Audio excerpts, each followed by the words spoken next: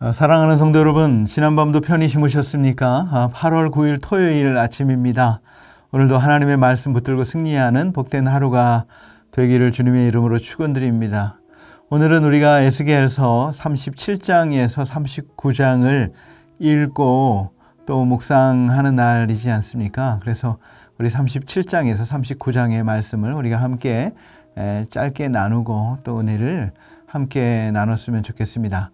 에스겔서 37장은요, 에스겔서의 주제가 되는 가장 유명한 에스골 골짜기의 마른 뼈들이 솟행하는 환상, 또 두 막대기가 하나가 되는 비유가 나와 있지 않습니까? 여기서 마른 뼈는 바벨론에 포로된 이스라엘 민족을 상징하는 것이지요. 그리고 두 막대기는 남북 이스라엘을 상징합니다. 마른 뼈가 다시금 솟행할 가망성이 없는 것처럼 당시 이스라엘 민족의 상황이 그와 같아 보였습니다. 그러나 본문은 불가능을 가능케 하시는 하나님의 놀라운 섭리 덕분에 일찍이 남북으로 분열되었던 이스라엘 민족이 하나로 회복될 것임을 예언해 주고 있는 것이지요. 38장은요, 38장과 39장은 하나님과 그분의 백성을 대적하는 세력인 마곡과 그 땅의 왕인 곡, 마곡의 왕의 이름이 곡이에요. 그 곡이 이스라엘을 침략할 것이지만 이스라엘이 마곡을 물리치고 최후의 승리를 거두게 될 것을 예언하고 있습니다. 본문은 마곡의 침략이 이스라엘에 대한 하나님의 심판이 아니라 오히려 이스라엘의 원수를 완전히 멸망시키려는 하나님의 섭리에 의한 것임을 증거해 보여주고 있는 것이지요. 39장은 자신의 힘만으로는 하나님이 함께 하시는 자들을 대적할 수 없음을 깨달은 마곡의 왕 곡은 사악한 무리들과 연합하여 이스라엘을 대적하려 될 것입니다. 그러나 그 같은 결집에도 불구하고 그들이 하나님의 권능을 대항할 수 없으므로 결국에는 파멸에 직면하고 말 것입니다. 이러한 광경을 목격한 하나님의 백성들은 모두들 하나님께로 돌아오게 될 것입니다. 따라서 곡과 마곡의 멸망은 택한 백성을 구원하시려는 하나님의 역사가 마무리 단계에 이르렀음을 증거하고 있는 것이지요. 저는 오늘 37장에서 39장의 내용 가운데 좀 37장의 내용을 좀 더 자세히 나누고 같이 은혜를 나누면 좋겠습니다. 우리 37장은 우리가 잘 아는 에스겔 골짜기의 마른 뼈 환상으로 잘 알려진 본문 아니겠습니까? 에스겔이 생기에게 대언을 하고 생기가 마른 뼈에 들어가지요. 그래서 마른 뼈가 사람이 되고 군대가 되는 장면인 것이죠. 여러분, 마른 뼈가 살아나는 이유는 무엇입니까? 그 마른 뼈에 생기가 들어갔기 때문에 그런 것이죠.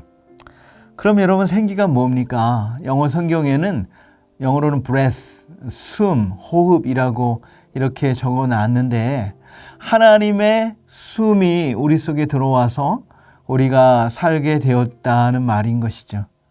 이 생기를 히브리 원어로는 루아흐 이렇게 말하는데 루아흐는 바람, 숨결 이렇게 번역을 하기도 하고 이런 뜻도 있고요. 성령이란 뜻도 있습니다. 그래서 그 생기는 하나님의 숨결이고 바로 하나님의 영인 성령을 말하고 있는 것이죠. 생기는 살려줍니다. 오늘 본문 37장 5절에 이렇게 말하고 있어요. 주 여호와께서 이 뼈들에게 말씀하시기를 내가 생기로 너희에게 들어가게 하리니 너희가 살리라 그랬습니다. 여러분, 생기는 즉 성령은 우리를 살리는 영입니다. 그래서 우리를 살려주는 역할을 하는 것이죠.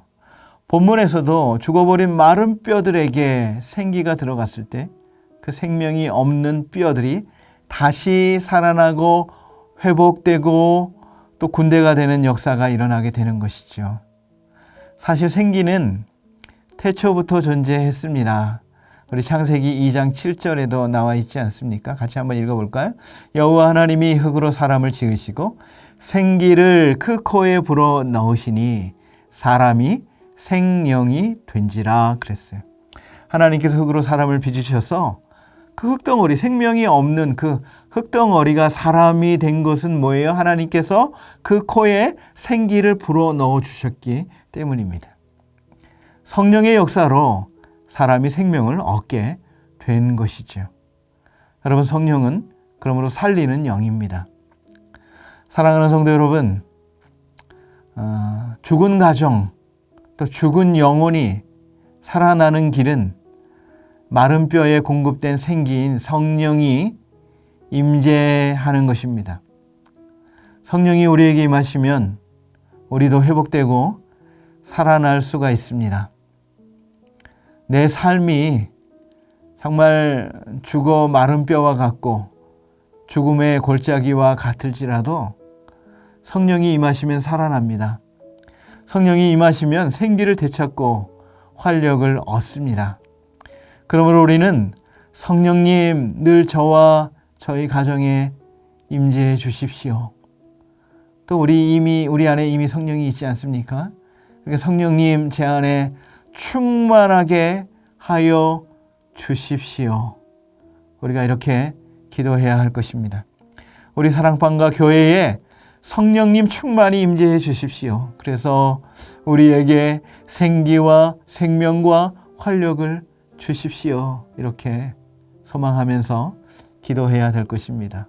두 번째로 생기는 소망을 주십니다. 지금 이스라엘은 현재가 고통스럽고 장래는 더욱 암담한 것이죠. 나라는 망했습니다. 백성들은 포로로 잡혀갔습니다. 다시 돌아갈 방법이 없어요. 마른 뼈와 같은 현실입니다. 그런데 37장 11절에 이렇게 말씀하고 있는 것이죠. 우리 함께 같이 읽어보도록 하겠습니다. 또 내게 이르시되 인자야 이 뼈들은 이스라엘 온 족속이라. 그들이 이르기를 우리의 뼈들이 말랐고 우리의 소망이 없어졌으니 우리는 다 멸절되었다 하느니라 그랬습니다. 그런데 하나님은 꿈이 없는 백성, 막막해하는 이스라엘 백성에게 에스겔을 보내십니다.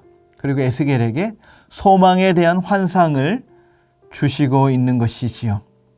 하나님은 우리에게 꿈을 주시는 하나님이시요 우리를 꿈꾸게 하시는 하나님이십니다. 성령이 우리에게 임하시면 우리가 꿈을 꾸게 됩니다. 요엘서 2장 20절에도 말씀하고 있지 않습니까? 우리가 너무 잘 아는 그 말씀인데요. 같이 한번 읽어보겠습니다. 그 후에 내가 내 영을 만민에게 부어주리니 너희 자녀들은 장래 일을 말할 것이며 너희 늙은이들은 꿈을 꾸며 젊은이는 이상을 볼 것이며 그랬어요. 미래에 대한 소망이 없어요. 그런데 하나님의 생기, 성령을 부어주셔서 자녀들은 장래 일을 말하고 늙은이는 미래의 꿈을 꾼다. 그랬어요. 나이 많은 노인이 무슨 꿈이 있겠어요. 그런데 성령이 임하시면 늙어도 아무 문제가 없다는 거예요. 미래의 꿈을 꾸고 젊은이는 이상을 볼 것이다 약속하셨습니다. 사랑하는 성도 여러분, 나라를 빼앗기고 절망과 한숨 속에 살던 청년 에스겔은 하나님의 영을 경험하고 있어요. 그 영은 에스겔에게 비전을 보여주고 있습니다. 세상의 눈으로 보면 마른 뼈에서 꿈과 소망을 가질 수가 없지요. 그런데 하나님은 에스겔에게 마른 뼈가 살아나는 비전을 불어넣어 주시는 것이죠. 말씀의 능력과 성령의 생기로 그 마른 뼈를 살아나게 하고 하나님의 군대로 거듭나는 환상을 보여주십니다. 사랑하는 성도 여러분, 오늘날 열정과 생기를 상실한 메마른 교회들과 성도들도 다 마른 뼈라 적용할 수가 있지요. 그런 의미에서 저도 마른 뼈입니다. 우리 현실을 보면 비전을 가지기가 어렵고 한숨 쉴 수밖에 없고 낭망할 일이 더 많은 게 사실입니다. 그러나 오늘 우리에게 비전과 환상을 주시는 하나님을 기대합시다. 하나님에게 꿈을 얻고 미래에 대한 소망을 받기를 소원합니다. 그래서 생기, 즉 성령의 능력을 다시 회복하시고 다시 힘있게 살아가는 우리 모두가 다 되시기를 주님의 이름으로 축원드립니다. 기도하겠습니다. 하나님 아버지, 조국의 수도 예루살렘이 함락되었고 백성들은 바벨론의 포로로 잡혀갔으며 이스라엘 민족은 갈기갈기 찢겨 분열된 상황에서도 생명과 민족의 회복에 새로운 소망을 주시니 감사합니다. 오늘 우리에게 닥친 상황이 아무리 어렵다 하더라도 희망을 버리지 않게 하옵소서.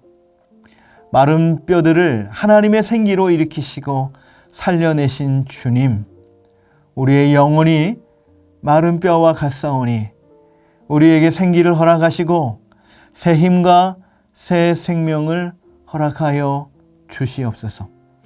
분단된 조국 땅에도 마른 뼈의 모습을 봅니다. 성령의 생기를 부어주셔서 우리를 다시 살려주시고 이 땅에 하나님 영광 거하는 그런 나라가 되게 하여 주시옵소서. 열방에 하나님의 영광을 비추는 제사장 나라가 되게 하여 주시옵소서. 예수님의 이름으로 기도드리옵나이다. 아멘.